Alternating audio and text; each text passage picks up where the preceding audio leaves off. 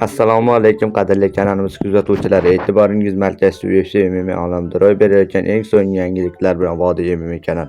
Qadrli do'stlar, hozirgi dasturimizda har doimgidek UFC MMA boks olamida ro'y berayotgan eng so'nggi yangiliklar to'g'risida batafsil gaplashamiz. Videoni boshlashdan oldin 2 soat vaqtimiz ketgan ushbu rolik uchun 2 soniya vaqtingizni ayamay videoga like bosishni hamda kanalimizga obuna bo'lishni unutmang. Biz esa bugungi dasturimizni boshladik.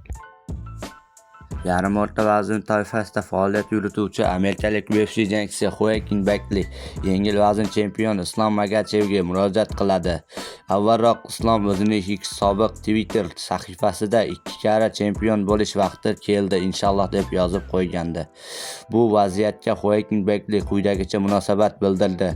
Birodarim deb chaqirgan insonning yutqazganida bunday duo qilish ahmoqlik inshaalloh deb yozgani bu vahshiylik. Avvalroq Islom bilan jamoadosh Bilal Muhammad UFC 315 turnirida markaziy jangida avstraliyalik Jack Della Maddalanga imkoniyat boy berib yarim o'rta vaznda chempionlik kamaridan ayrilgandi. Xabaringiz bor, 18-may tongda AQShning Las Vegasdagi shahrida MMA bo'yicha UFC navbatdagi musobaqasi tashkil etiladi. Oqshomning markaziy jang yarim o'rta vaznda braziliyalik Gilbert Burns hamda ekvadorlik Michael Morales o'rtasida kechadi. Biz uchun ahamiyatlisi turnir doirasida o'zbekistonlik UFC jangchisi Nursulton Ro'ziboyev AQShning vakili Dastin Stoltzga qarshi oktagon ko'tariladi.